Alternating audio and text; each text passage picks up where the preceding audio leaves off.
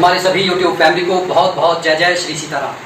जैसा कि अभी हमने अपनी पिछली वीडियो में बात की थी कि 100 हनुमान चालीसा का पाठ करने से आखिर हमारे को क्या फ़ायदा होता है और ये किसको करना चाहिए जब भयावह स्थिति हो जीवन में और कोई रास्ता नज़र ना आ रहा हो, कोर्ट कचहरी के चक्कर में इस तरीके से फंस गए हों कि अब ऐसा लग रहा हो कि प्राण पूरी तरीके से संकट में है। तब संकल्प लेकर जब हम हनुमान चालीसा का पाठ करते हैं तो निश्चित ही हमारे जीवन में चमत्कार होते हैं। कोर्ट कचहरी के निर्णयों को बदलते देखा गया है, इसीलिए साधु संत 100 हनुमान चालीसा का पाठ करने की भूरी भूरी प्रशंसा करते हैं। जिन्होंने इस प्रयोग को आजमाया है उन्होंने खुद बताया कि बचने का कोई उम्मीद नहीं थी, जीवन में अब बचने की कोई उम्मीद नहीं थी, लेकिन हनुमान जी ने कृपा करके हमारे को बचा लिया। लेकिन इसका तरीका यही होता है कि जब हम दृढ़ संकल्प लेकर पूरे विश्वास के साथ ये संकल्प लेते हैं कि एक ही गद्दी पर बैठकर हनुमान चालीसा के वो 100 पाठ पढ़ेंगे, इससे बड़ी समस्या को दूर होते हुए देखा गया है। आज उसी कड़ी में आगे बढ़कर हम बात कर रहे हैं कि 51 हनुमान चालीसा पढ़ने से क्या लाभ होता है, ये किनको पढ़नी चाहिए।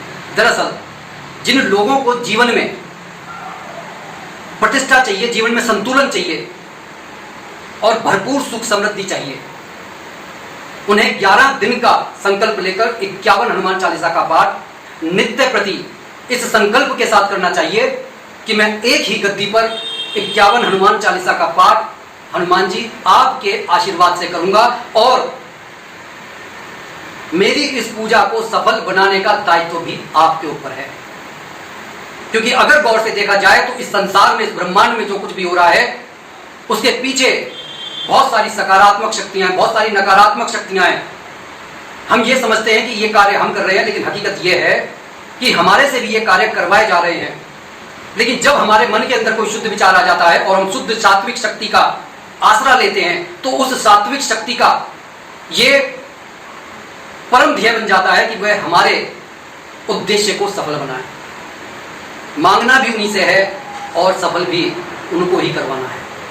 जब साधक पूरी निष्ठा के साथ हनुमान चालीसा का ये पाठ संकल्प लेकर करता है तो उसे उसकी मनोवांछित इच्छाएं पूर्ण होने से कोई रोक नहीं सकता। लेकिन उसके कुछ उसको नियमों का पालन भी करना पड़ता है कि उसे अच्छे से उद्यापन करना चाहिए। किसी विद्वान ब्राह्मण से उसे कम से कम 51 नामों जो हनुमान जी के निमित्त लिए जाते हैं, ओम हम हनुमते नमः स्वाहा, इस तरीके से आहुतियां देनी है। और जब ये आहुतियां दी जा रही हों उस समय घर परिवार के सभी लोगों के हाथ में एक जोड़ी लौंग फूल वाली होनी चाहिए और उनकी मुट्ठी बंधी हुई होनी चाहिए। जब ये हवन प्रक्रिया हो जाए तो जिस मंत्र से हवन में आहुति दी जा रही है अंत में वह लौंग उस हवन में चढ़ा देनी चाहिए, जिससे घर परिवार का जो नकारात्मक ऊर्जा है वह खत्म हो जाती है, जलकर भस्म हो जाती है और हनुमान जी के आशीर्वाद से सकारात्मकता घर में बढ़ती है।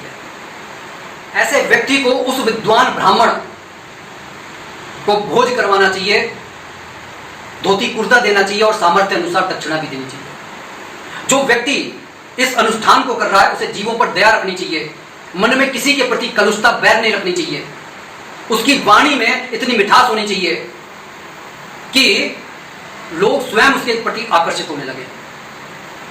इसके लिए उसे सुबह 4 बजे उठकर हम मंत्र का उच्चारण करना चाहिए, कम से कम 11 बार। इस तरह वो किसी के प्रति अपशब्द नहीं बोलेगा।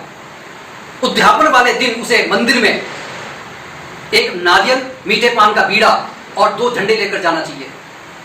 पुजारी जी का हाथ लगवाकर जो वो हनुमान जी को वो प्रसाद, गुड़ चना घी, बूंदी के लड्डू, इमरती, जलेबी, जो जैसी आपकी निष्ठा है वहां पर पुजारी जी के हाथों से वहां पर हनुमान जी के सम्मुख रखवा देना चाहिए। कुछ प्रसाद घर लेकर आना चाहिए, कुछ बांट देना चाहिए, बाकी एक झंडा घर पर लेकर आना चाहिए। और अगर ये कार्य, जैसे कि छत पर अब ये झंडा लगाना है, ये भी कार्य अगर उस विद्वान ब्राह्मण के हाथों हो जाता है तो समझ लीजिए कि सोने पर सुहागा होने वाली बात है। आपको इतने अपेक्षित परिणाम मिलेंगे देखने के लिए।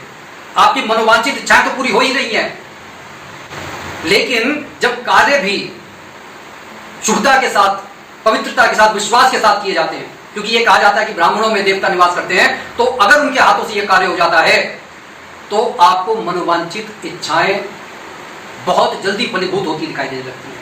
ये जो अनुष्ठान आप कर रहे हैं, अगर सुबह नहीं कर सकते तो रात्रि में कर सकते हैं। और ज्यादातर साधु संत ये कहते हैं कि रात्रि में किया गया अनुष्ठान ज्यादा फलीभूत होता है। ऐसी मान्यता है कि रात्रि में हनुमान जी लोगों की अर्जियों और पूजा पाठ पर नजर डालने जरूर आते हैं, गौर जरूर करते हैं कि कौन क्या कर रहा है, और उनका मुख्य गौर इसी पर रहता है कि राम का नाम कौन ले रहा है। इसलिए अपने पूजा में राम जी के नाम को तो भूलना चाहिए। अपनी तमाम वीडियो में यही बताया है कि गणेश भगवान का नाम लेकर हमारे को पूजा की शुरुआत करनी है।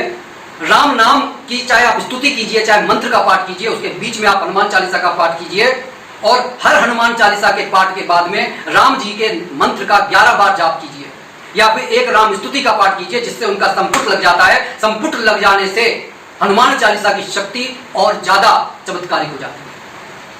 आगे बात करेंगे 5, 7, 21, 41 जो हनुमान चालीसा का पाठ करते हैं उसको करने से क्या फायदा होता है, हमें कितने दिन का संकल्प लेना चाहिए।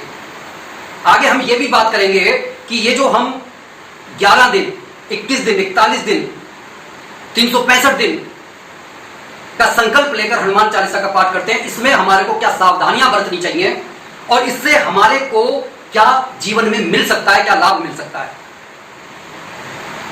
तो मिलेंगे आगे एक नई वीडियो के साथ, नए क्लेवर के साथ। तब तक इस वीडियो को ज्यादा से ज्यादा शेयर कर दीजिए, कमेंट बॉक्स में अपने इष्ट का नाम लिख दीजिए, और जो भी भाई बंधु इस चैनल पर नए हैं इस चैनल को सब्सक्राइब कर लीजिए। बोलिए जय जय श्री सीताराम।